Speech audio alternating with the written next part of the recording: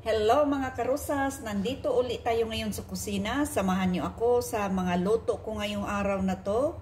Today is Friday, so luto time kasi may mga kakain dito.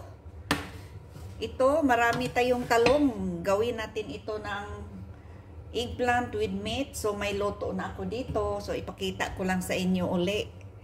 So, ganito ako magluto ng talong. Ibiko ito, tapos lagyan ng meat sauce at saka tomato sauce. So, ang talong, bali niluto ko yan. Bali na half cook. Saka may, ito yung tomato sauce natin. Kamatis lang yan, at saka onion, at saka kunting tubig, saka asin. Ito yung meat natin. So, medyo ginawa ko siya ng medyo dry kunti.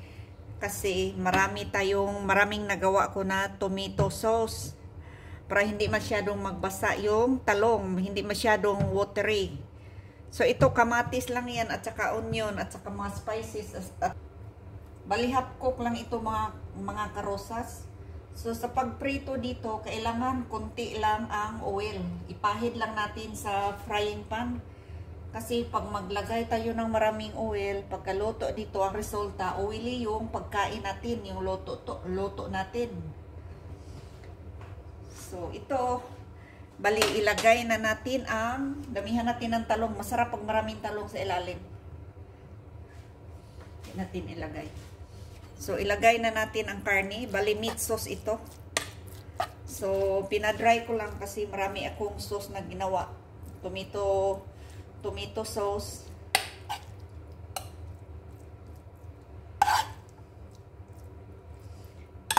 Parang lasagna style ito, mga karosas. Ayan. Ganito lang ang buhay OFW. So, ako naman, sa pagkain ako dito, kwento ko sa inyo, tapatin ko na kayo sa sitwasyon ko dito. Walang problema. Kasi anytime pwede ako kumain. Walang problema sa amo ko sa pagkain. Yung maraming mga pagkain dyan minsan, matapon lang kasi sabi ng amo ko, bakit hindi mo ito kinakain? Sabi ko, hindi ko na kaya. Sabi niya, ilang araw na ba ito? Sabi ko, 3 na. Siya, itapon na yan. Dapat kinain mo eh. Nagpa-reduce ako mga karosas, kaya ano tawag ba dyan? Kaya less ako sa kanin at saka mga oily food. Kaya magluto ako, kailangan less ang mantika kasi bawal din yan sa amo ko. At saka gusto ko rin.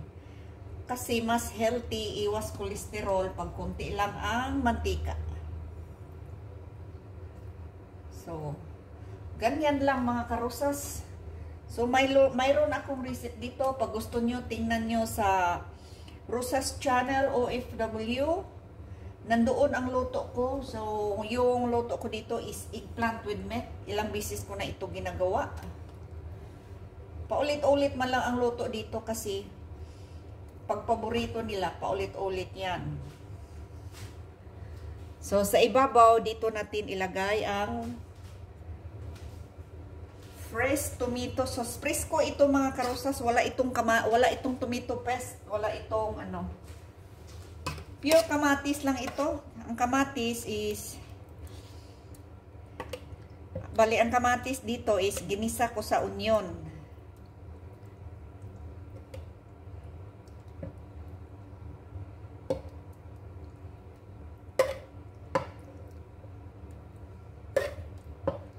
Ayan, ganito lang mga karosas. Pag marami tayong karne, pwede rin sa itaas ang karne yung iba. So, ito, sa gitna ko lang nilagay yung karne.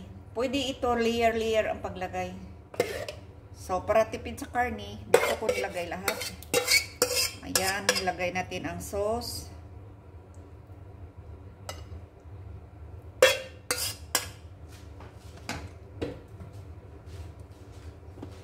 So, mayroon pa tayong fresh tomato. Minsan, pag matigas ang kamatis, pwede natin iprito. Ito, hindi na pwede iprito kasi malambot siya. Ayan. Konti lang kamatis, pang decoration lang para pag brown. Yan, lagay natin dyan. So, lagyan natin dito. Yan. Iwan ko kung ano talagang tunay na pangalan dito. Nakalimutan ko ito sa English. So, sa nakita ko lang sa Facebook, tawag dito is kernel rice. Sa Arabic, ito is sanobar.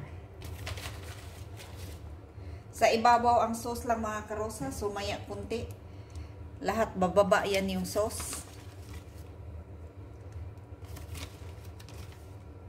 Kunti lang ilagay natin, hatiin natin ito. Kasi alam nyo ito mga karosas, ang sobrang mahal nito. So ganito lang siya kanipis, hanggang dito lang. Alam nyo magkanong presyo ito? Sa piso ito is 700 pesos. Napakakunti lang. Sobrang mahal nito mga karosas. So i-bake natin ito sa may hinang apoy mga 1 hour. Ayan, nakita nyo mga karosas, mga used oil ito. So, iba ang mantika dito pag isang bisis na gamitin mo. Tingnan nyo, parang ang lapot-lapot. So, ang mga amo ko, gusto isang bisis lang ang mantika. Itapo na kasi pangit, hindi healthy. Ayan, ito oh. Tingnan nyo, ang lapot na. So, ganito ang mantika dito sa Pilipinas. Pa ito yung mga oil. Used oil, pwede na yan magamit sa pagluto sa kalan. Eh, dito, hindi yan uso dito. Dito, kasi kaya naman nila bumili ng mga mantika. Ng mga kalan. Iba naman gamit dito, di kurente naman at saka gasol. Eh, sa atin, mahal ang kurente at gasol. Yung iba, gumamit ng used oil sa pagluto. Ito, may order tayo uli ng mga gulay at saka pang salad. Hugasan natin kasi para pag tuyo ito ilagay sa refrigerator kasi pag anytime kakain o kailangan natin ng mga cucumber o kamatis, malilit na mga karosas. At saka maganda ilagay pag dry na talaga, malinis na, hugas na kasi pero sa akin lang ha, parang matagal malangta yung cucumber, matagal masira. Saka dito ulit tayo sa kamatis. Ayan, masarap ang kamatis nila oh. Bagong harvest talaga.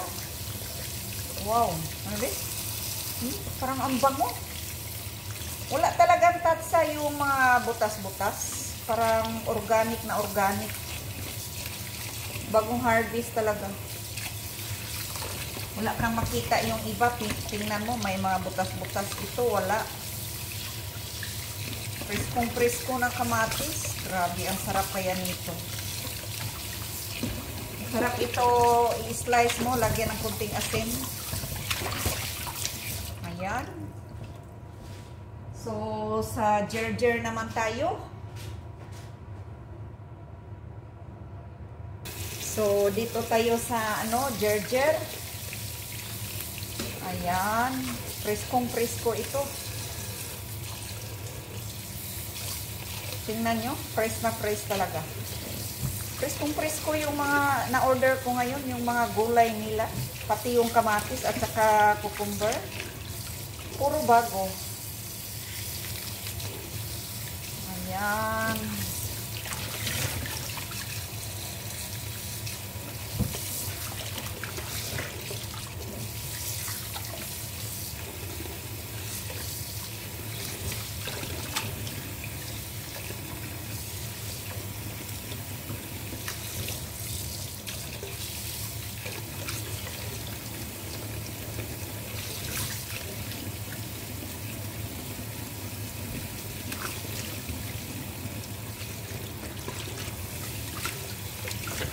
Kailangan natin linisin itong mga maigi, hugasan kasi dahon ito, ikakainin natin ito, salad na presko, hindi ito lulutuin. So kailangan super linis.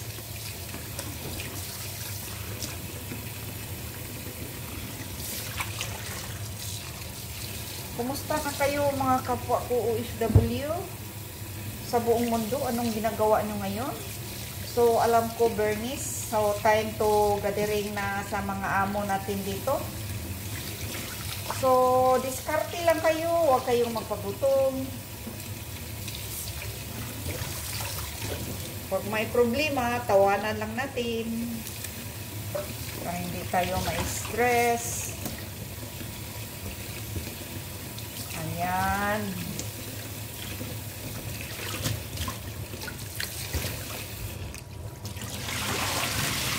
Tingnan nyo, may mga balas-balas. So, kailangan talaga hugasan natin ng maigi.